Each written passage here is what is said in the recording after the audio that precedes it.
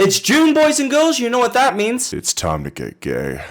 Every single one of you watching this video, some more than others, have been corrupted by what I like to call the false deity equivalent. It sounds super smart and complex, but don't worry, even a dumb idiot like you can understand it. There's plenty of persons and people out there who complain about social media and the false narratives it sets up. With good reason, to be fair, because you're constantly being fed through a sadistic algorithm people with better lives who have better jobs than you, and or just live like kings for doing basically nothing. The most common complaints associated with this is how insane it can drive a person. I mean, how could you not feel jealous or spiteful if you're going through Instagram one day and you're looking at Becky Big Tits from your high school who somehow is on a private jet? Meanwhile, you've been busting your ass off in lawyer judge school for the past 4 years and are only now starting to make a little bit of money to show for it. You then, as the person who was in lawyer judge school, start developing this crazy narrative in your own brain that the world is unjust and unfair, because it is. But you also, in that big noggin of yours, feel entitled that you should have more, and maybe you should be Becky Big Tits. Because you did everything the right way, you are pure, you've done good things in your life, much like a deity, but you're not. So it's false, and also equivalent. And today, boys and girls, I'm going to show you an example of one of these people who pretty much just feel entitled to whatever they want. Man gets sued after leaving his blind date and her 23 relatives at a restaurant. A man in China ended up in a legal battle after walking out on a blind date who expected him to pay for her and her 23 relatives. A little bit of cultural history from a half Chinese bloke like myself. In a good majority of Asian and Central Orient countries, the birth rate has plummeted to an all-time low, as well as nobody really wants to do casual pom-pom anymore. Depending on the country, this is due to either social factors, government policy, or just women being selfish and wanting to pursue their own careers and lives. One of the biggest factors in these countries that takes its largest toll is social expectations. You see, Asian families, how do I say this, tend to strive for merit. They tend to push their kids in directions that the children are probably not interested in order to gain a higher status for the family overall. The effect long-term tends to be that Asian kids struggle in the dating world due to the absolute pressure that their parents put on them. Hence why matchmaking professions are so common over there and not really common in Western countries. And hence how we got this story of this random crazy lady expecting this random guy that she met for the first time to pay for her entire family's meal. Allow me to don my fresh and fit hat for a second. You see, this is the problem with modern women these days. Their expectations are on a +8 when they're on a -6 status. I've never seen a woman's nipple before. My opinion of this tends to lean more to the fact that this woman's mind is probably warped by her absolutely batshit crazy family, who for some reason in their head have the idea that they deserve more, and that this date was kind of a test to see whether or not her potential match has deep blind pockets. And my reasoning behind this is evidenced by this quote. The restaurant staff later informed Lou that the woman's family ordered a significant amount of expensive cigarettes and premium alcoholic beverages. And again, I think it's crucial to remind you that this was the first time this lad had ever met this woman. Imagine meeting up with a premium cutie of Tinder instead of that old stupid cuck when they bring a friend along for security. Which, by the way, is quite a redundant thing to do because that's not going to stop me from abducting you. I already selected you months ago.